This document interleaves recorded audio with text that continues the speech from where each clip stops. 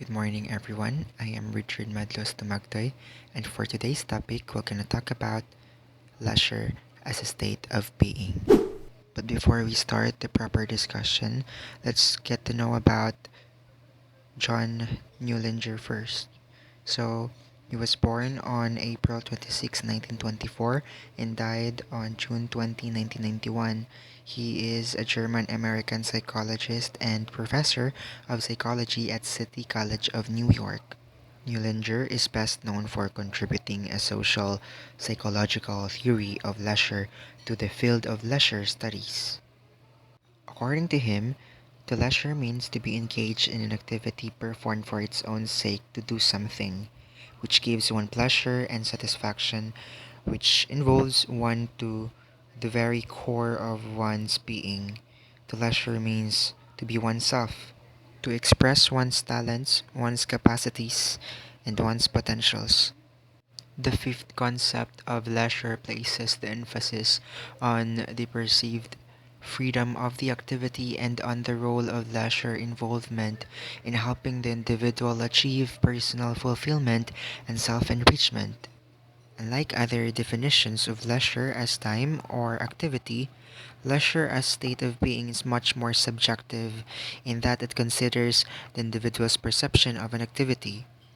Concepts such as perceived freedom, intrinsic motivation, perceived competence, and positive effect are critical to determine whether an experience is leisure or not leisure.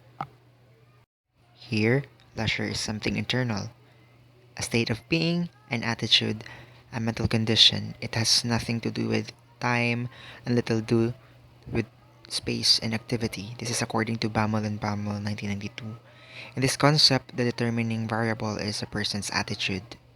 According to Bammel and Bammel 1992 again, what is leisure for one person may not be a leisure for another person, for it depends on the mental attitude.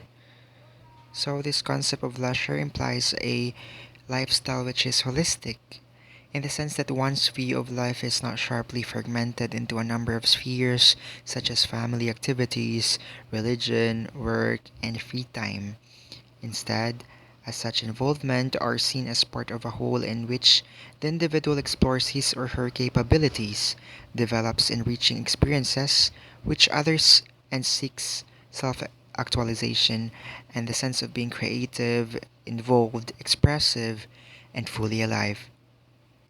Individuals tend to be dominated by consumer mentality, in which they engage in host games, hobbies, and social pursuits or other activities as part of a crowded, hectic lifestyle.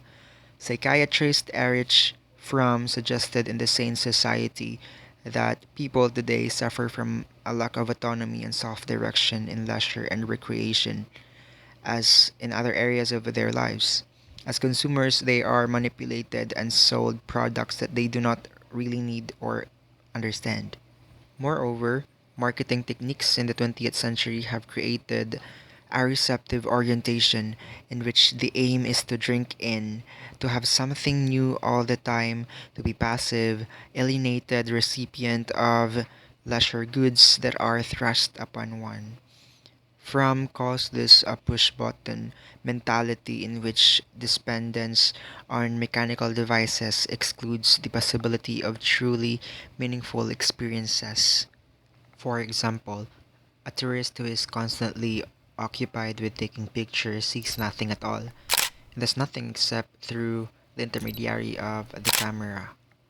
Upon returning home, the outcome of his supposed to be pleasure trip is a collection of snapshots which are substitute for an experience which he could have had but did not have. Certainly, such experiences negate the view of leisure as a meaningful and self enriching form of personal growth. Again, this is Richard Madlos Namagtoy. Thank you for listening.